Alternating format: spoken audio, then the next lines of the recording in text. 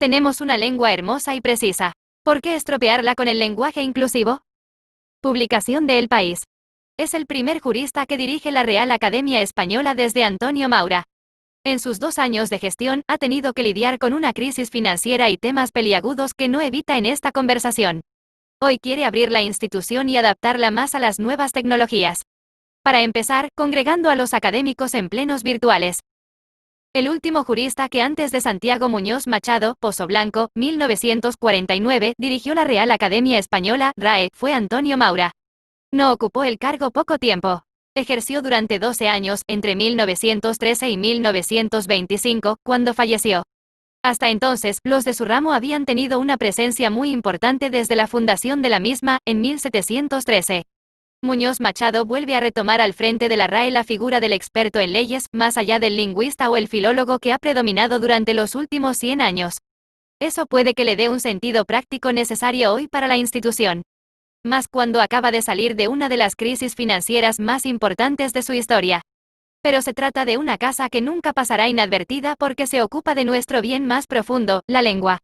Por eso mismo, no debe quedar jamás desabastecida ni humillada por las autoridades como lo ha estado en la última década. Es cuestión de Estado, dijo Muñoz Machado nada más ser elegido en diciembre de 2018. Desde entonces, este cordobés, autor de más de 40 libros sobre derecho, encargado de coordinar el Diccionario Panhispánico del Español Jurídico y otros muchos sobre materias que van desde el lenguaje hasta la historia de España o curiosidades como Vestigios Crítica, su última obra, en la que aborda cuestiones que van desde la pobreza hasta Fernando el Católico o desde la pena de muerte hasta la importancia de las reliquias en nuestra sociedad, trata de impulsar en la RAE una política de puertas abiertas. A veces no se entiende bien lo que hacemos aquí, asegura. Pregunta. Reivindica la presencia en la Academia de los Juristas, según usted, anduvieron desde su fundación con peso específico. ¿Por qué lo perdieron? Respuesta. Los juristas han sido muy fundamentales en la historia de la Academia. Desde que entré aquí lo he puesto de manifiesto. En los siglos XVIII y XIX los hubo. Muchos pertenecían a los consejos de la monarquía. En el diccionario de autoridades tiene mucha importancia el derecho. En sus inicios dice que su tarea es disfrutar las palabras, sacarles los frutos. Es cierto, pero el diccionario también se nutre de las legislaciones vigentes e históricas. Esto fue así siempre. Incluso de esta casa salió el fuero juzgo, que expandió la legislación monárquica. Su influencia alcanza toda la lengua. P. No solo el ámbito jurídico. R. No solo. Las normas nutren de una manera definitiva la formación del idioma en la gramática, en los giros, en el léxico, como granero de palabras, desde Alfonso X el Sabio hasta hoy. El jurista que me precedió en el cargo fue don Antonio Maura, que compatibilizó esto con la presidencia del gobierno. Hubo muchos más, como jovellanos, juristas de Estado, algo que me atañe, siempre dispuestos a echar una mano sin que nadie se lo haya pedido. P. ¿Con personajes así se identifica usted? R. Pues sí, los juristas, además, somos útiles en la creación de la lengua porque nuestro trabajo consiste en definir situaciones muy inmediatas. Definir es nuestra vida, conceptos, situaciones. Esa es la clave del derecho, la retórica, explicarse bien, con buenas y adecuadas palabras. En las cristaleras de nuestro salón de actos hay 2 conceptos, poesía y elocuencia. Somos el segundo ramo. P. En esa precisión que hace usted sobre los juristas de Estado, le han consultado asuntos algunos dirigentes. Pedro Sánchez, antes de llegar a ser presidente, mantuvo conversaciones con usted. R. Pero eso no resulta inusual. Lo hacen continuamente y en muchos ámbitos. Es normal que pregunten, pero no solo en el caso de Sánchez, me ha ocurrido otras veces. P. Algunos le califican a usted de polígrafo. Esta institución llegó a vivir situaciones de angustia financiera. Al llegar yo a la dirección, nos quedaba dinero para 3 meses. R. Me da mucho apuro utilizar esa palabra porque se conoce como tal ni más ni menos que a don Marcelino Menéndez Pelayo y abruma un poco. Mis preocupaciones me han llevado fuera de la rama del derecho, pero nunca me he quedado ahí. Me aburriría un poco centrarme solo en eso. En Vestigios hablo de todo un poco. Ahí cabe lo que tiene que ver con el Estado y la libertad. P. Y las reliquias o el bienestar que andamos aún sin consolidar. R. Seguimos creyendo en esas cosas, aunque sea de manera laica, como hoy hacemos el Camino de Santiago. Pero también sobre qué repercusión ha tenido en nosotros la idea de felicidad. Su búsqueda está recogida en la Declaración de Independencia de Estados Unidos y se persigue por 2 caminos, la vía individual o también pública, como los servicios del estado de bienestar. Ahí andamos siempre preocupados. Nos intranquiliza porque no acaba de cuajar definitivamente y depende en gran parte de la economía. P. O de la voluntad política, que no acompaña. R. Cierto. Un Estado fallará siempre que haya pobres sin casa. Si es necesario, establezcamos un impuesto especial para erradicar esa pobreza.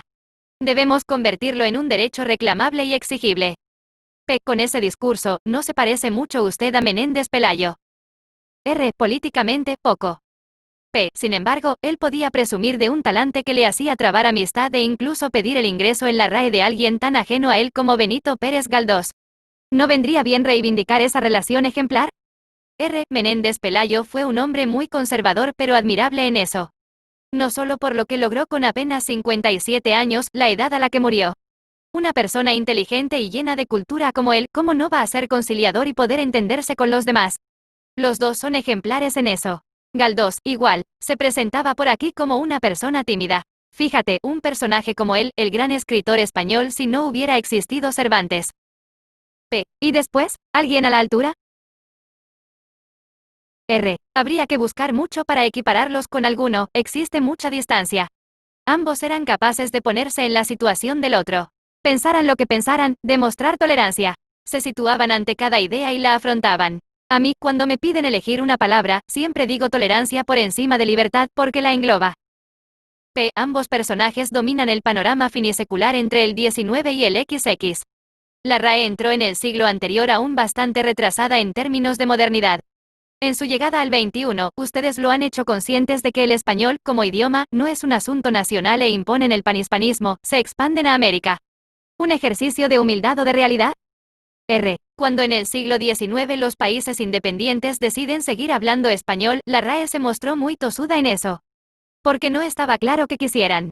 Hubo sus más y sus menos. Casi al final de siglo empiezan a constituirse academias en América, Colombia fue la primera, en 1870. Los últimos años son los que inauguran una nueva época alrededor del panhispanismo, son decisivos, es una disciplina de trabajo basada en la convicción de que el español no es una lengua exclusiva de nuestro país, sino de cada una de las naciones que lo hablan. Un ideal y un método al tiempo. Trabajamos en las obras de manera colaborativa y lo que se conocía como Diccionario de la Real Academia Española, RAE, pasa a ser el Diccionario de la Lengua Española. Es algo muy simbólico. Nuestra obra emblemática se realiza en conjunto. P. Ese método de trabajo, además, se hace muy efectivo por la irrupción de la tecnología.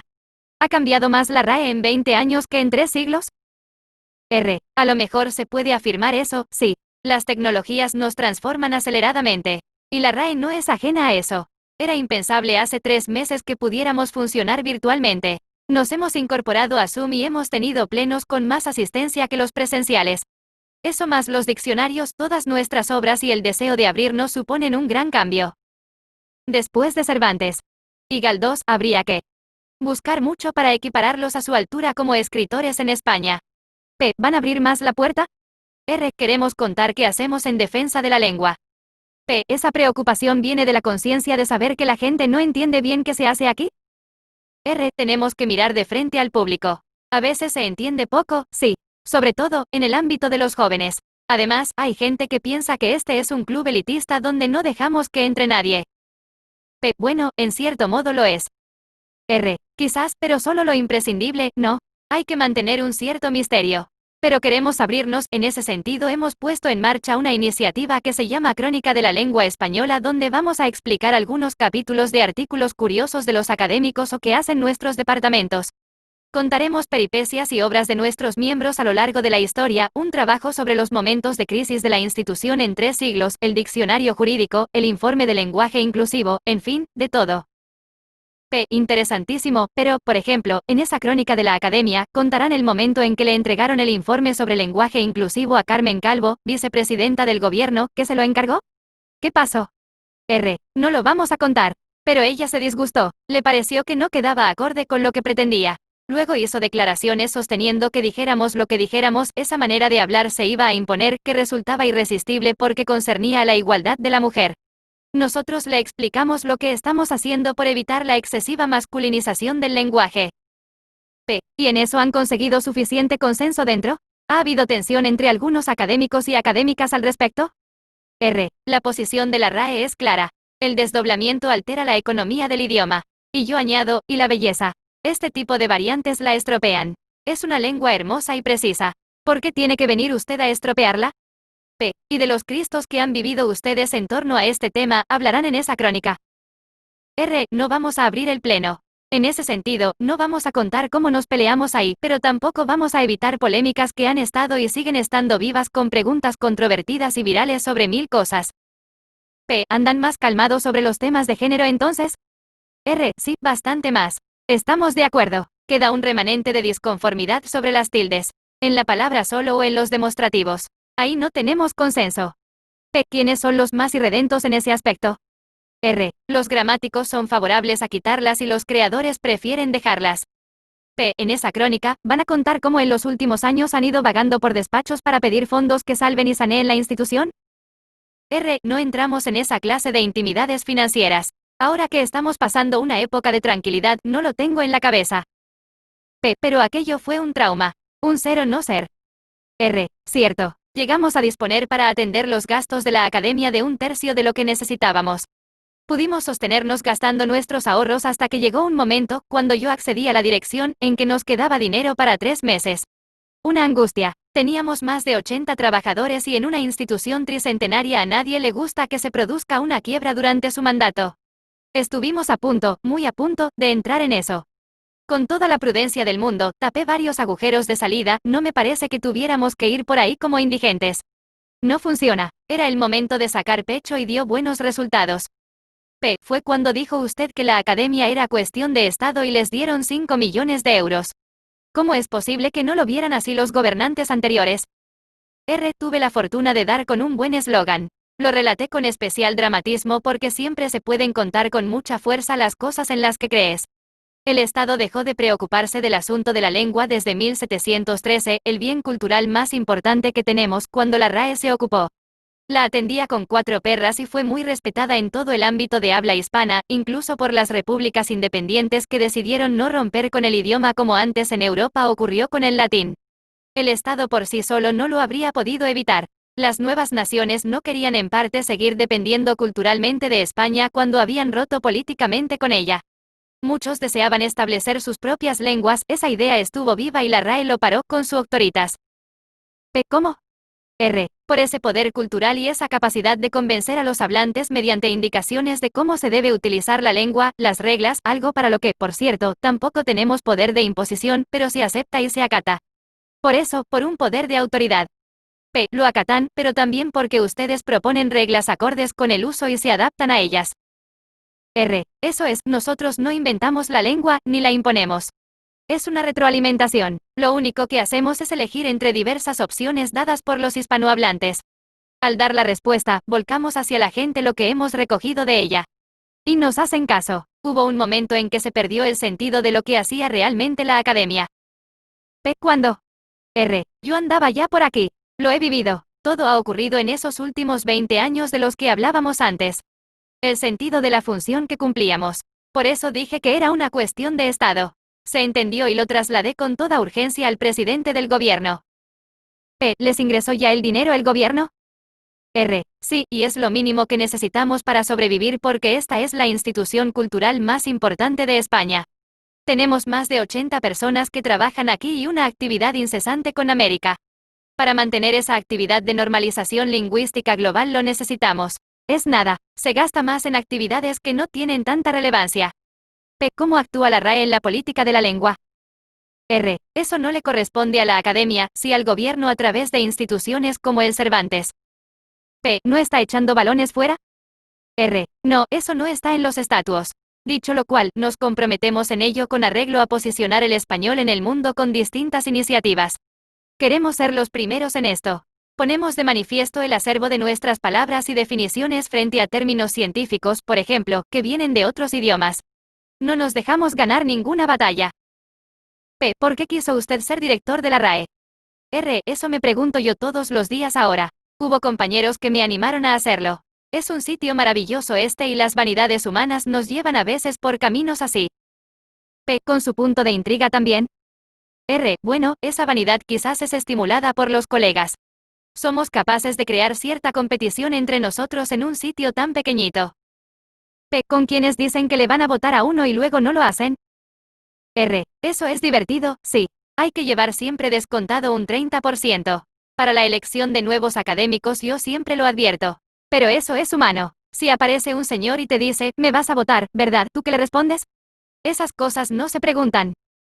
¿Cómo pedía usted el voto? ¿Con eufemismos? Decir a la gente que me iba a presentar, simplemente.